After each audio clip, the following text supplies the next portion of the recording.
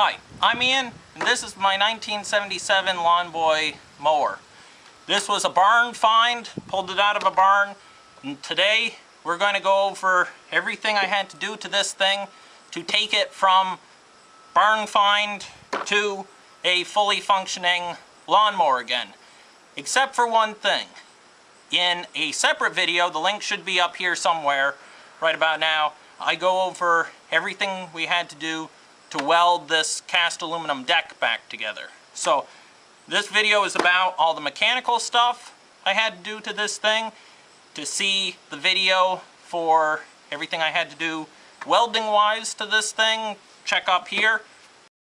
Let's start rebuilding a lawnmower. The first thing I want to do is spray everything with penetrating oil so that way that can be working. And that will make our lives a little easier coming up. An impact wrench is by no means a necessity when working on lawnmowers, but once you get one, you'll wonder how you ever lived without it. So to get the blade off, we're going to use a 15/16 socket. We'll see how this does. You really can't argue with that for blade removal. So if we look at this blade, we can see it's really not that bad. It doesn't look like anybody tried to mow over a rock garden or anything like that. It's just got, you know, some regular chips taken out of it. But it's not all twisted or bent. I've seen them rolled all the way back around the other way before when they hit a big rock. This blade is a perfect candidate for just sharpening on the bench grinder. There are several different tools on the market for the average homeowner to sharpen their lawnmower blades. And I've tried a couple of them. I've tried the little wheel that goes on the end of a drill. Spoiler alert, they don't work at all. Really, the best thing you can do is to go out and buy a bench grinder. You can get these at yard sales, you can get them at your local hardware store, all over the place. And once you have one of these things, you're going to find tons of uses for it. Not just sharpening lawnmower blades, but they are excellent at sharpening lawnmower blades. So, to sharpen a lawnmower blade with a bench grinder, all we're going to do is try and maintain the angle of the blade. You really don't want to make it any steeper of an angle, and you don't want to make it any shallower. You just want to keep what the factory had originally. And if you do that, you can get tons and tons of blade sharpenings out of this before it's done. The other thing you want to keep in mind is that you aren't going for a knife edge on the front of this thing. You want to have about a 32nd of an inch of blunt edge all the way along the bevel. If you sharpen it to a knife point, yes, it will cut beautifully that first cut, but that knife edge will round over pretty quickly, and then you're right back to a very dull blade very quickly. So there's a fine line between sharp enough and too sharp. The nice thing is, it takes only a couple minutes to grind one of these things. If you mess it up, you just grind it out again. Other thing you want to do, you want to try and take the same amount of material off each side of the blade. And I'll show you once we get done this. There's a little $5, I call a little Christmas tree. Little metal thing with steps that you put the blade on, and it will show you which side's heavier. You simply grind a little bit more on the heavy side until it balances out, and you know your blade is balanced. Really not that hard. You're going to see just how easy it is. With a little bit of practice, you'll be an expert at lawnmower blade sharpening as well, and it'll save you a lot of time and a lot of money doing it yourself.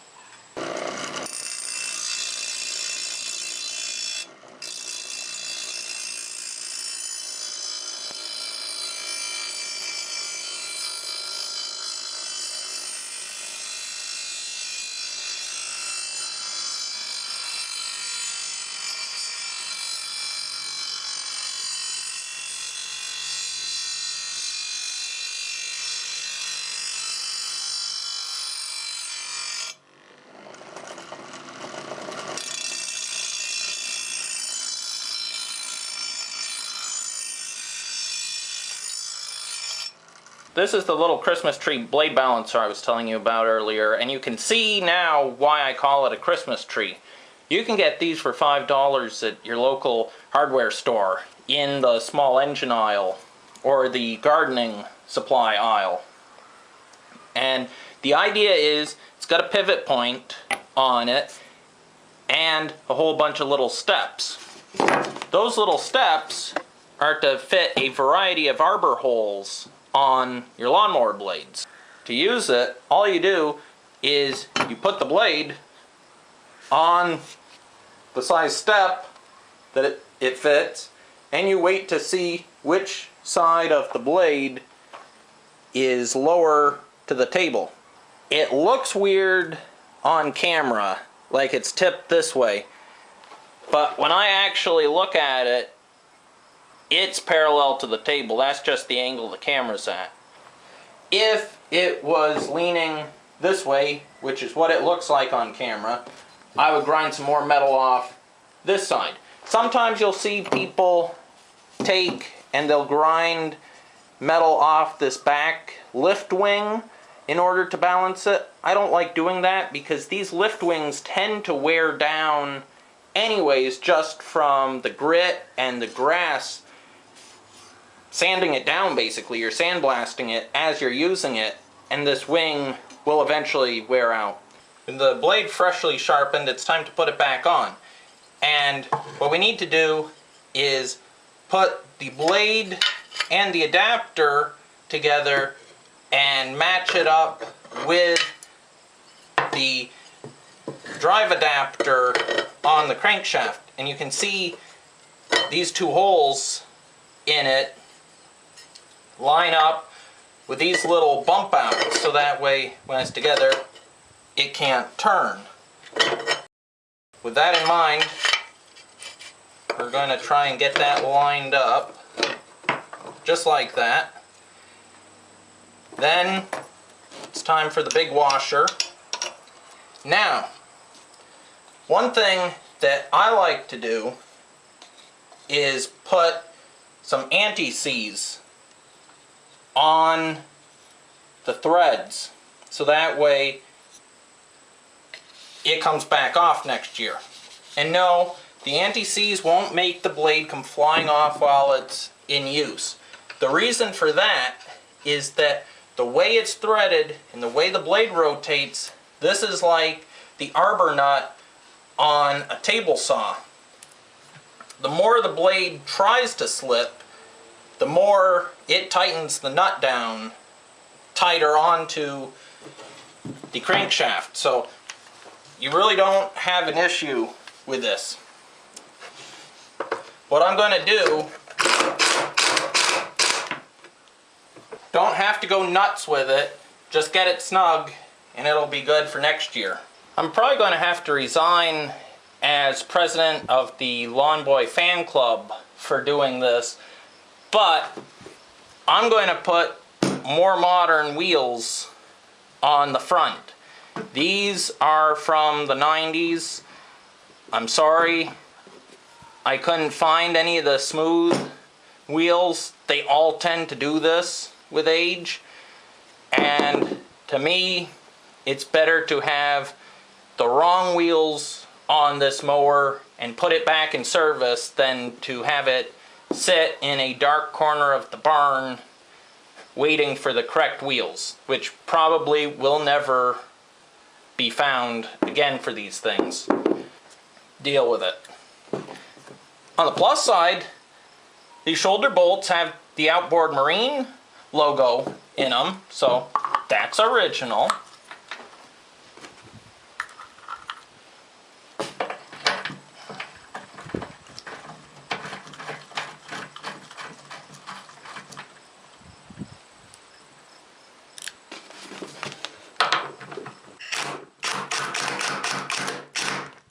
There.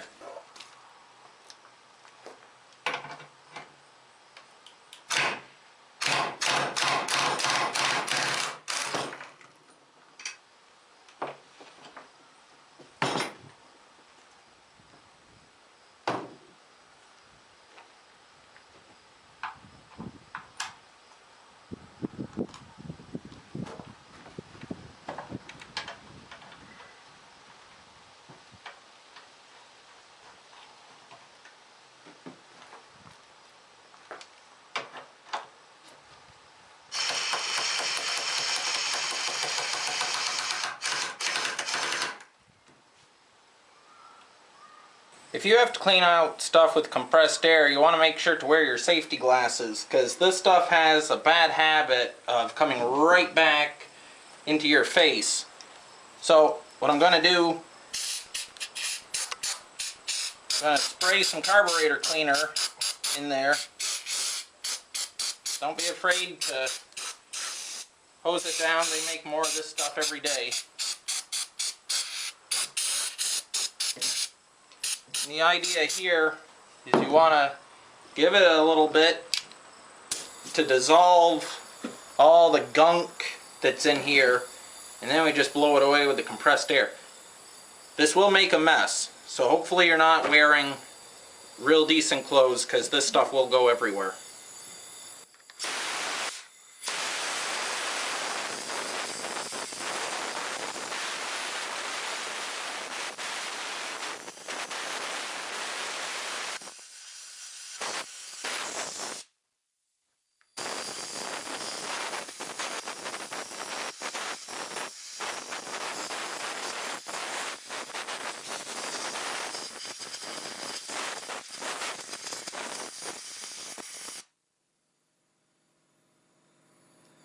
That's one other thing. It's not totally necessary to have compressed air available when you're working on small engines, but if you do, it is great for things just like this.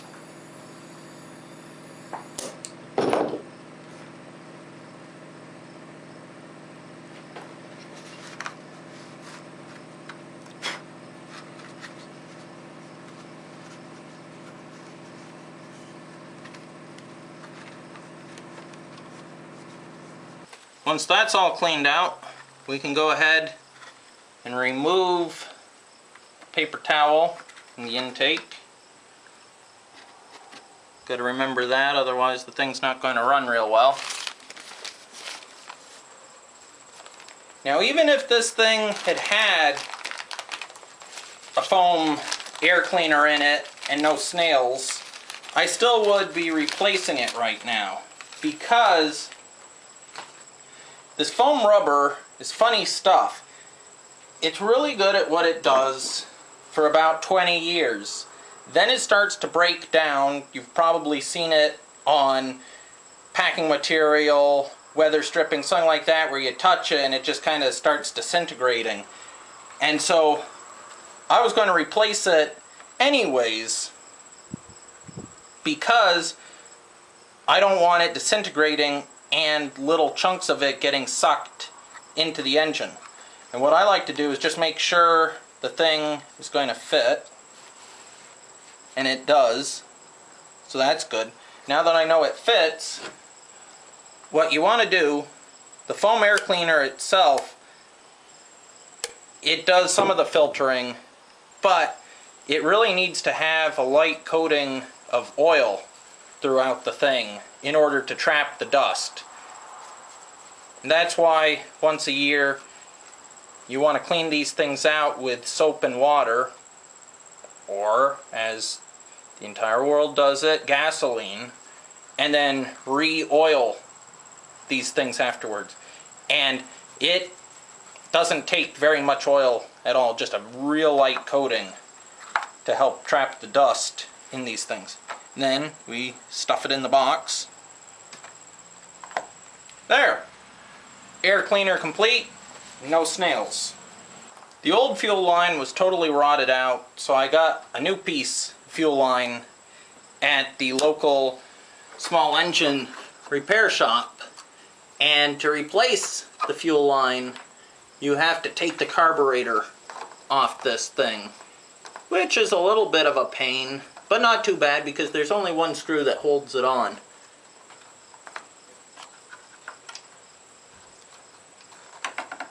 So you take the screw off, then you can gently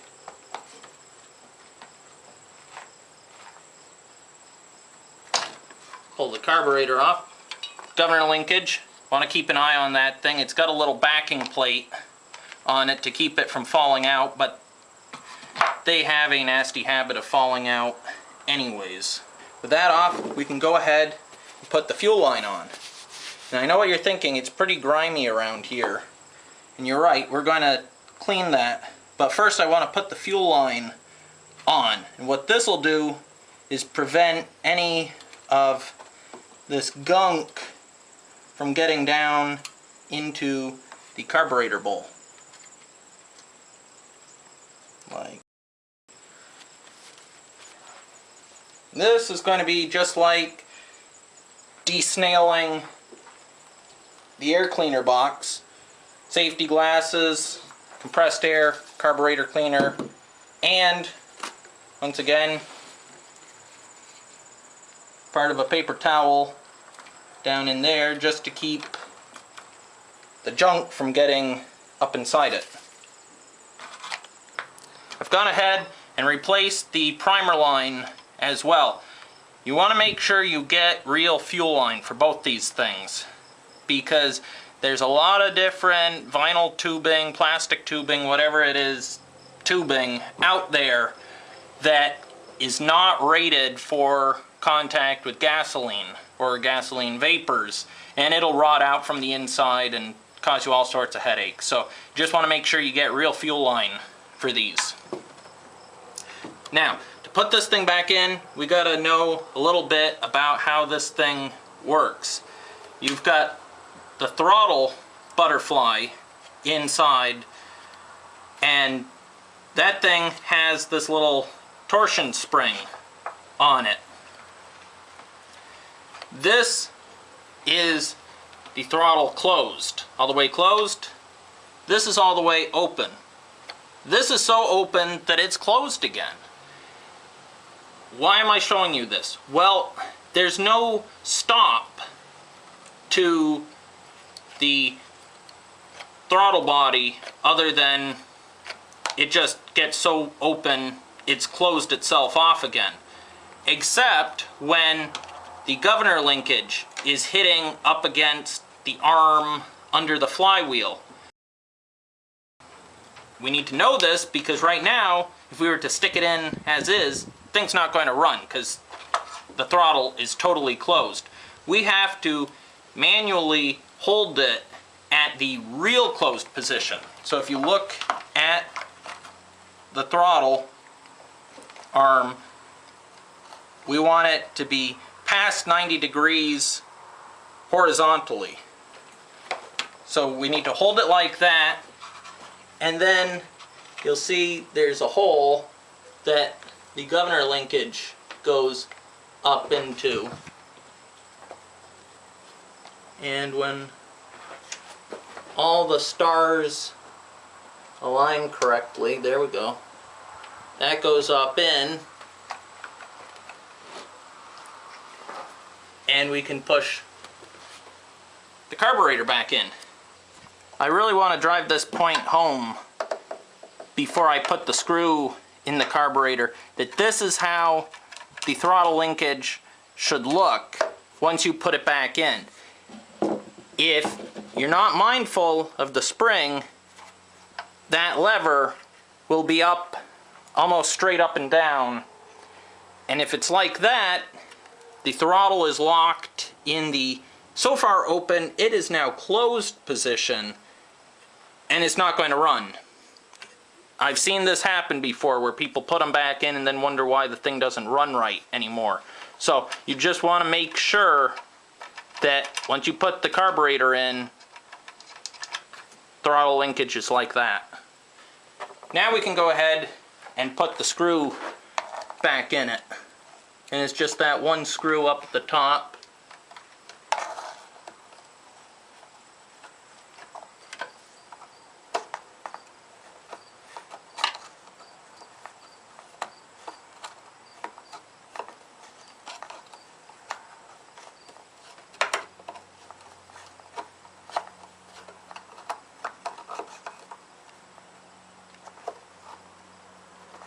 There. That's all set. We can now put the gas tank back on, hook up the primer bulb, fuel line, change out the spark plug, and I think this thing's going to be done.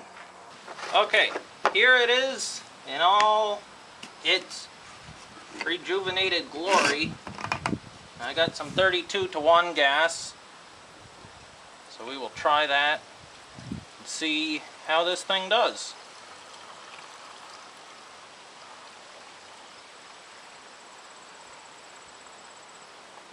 So just as a reminder, we welded up a crack in the deck in another video. We have replaced the spark plug, we cleaned out the air cleaner, replaced the filter element, replaced the gas line, primer line, spark plug, and we will see how it does.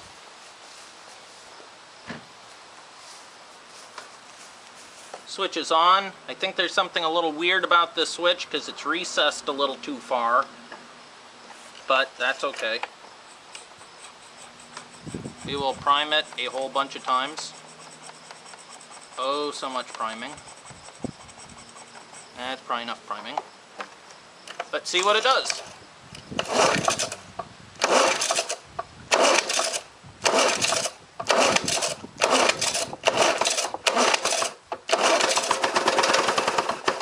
Ooh. Sure sounds like it wants to mow a lawn.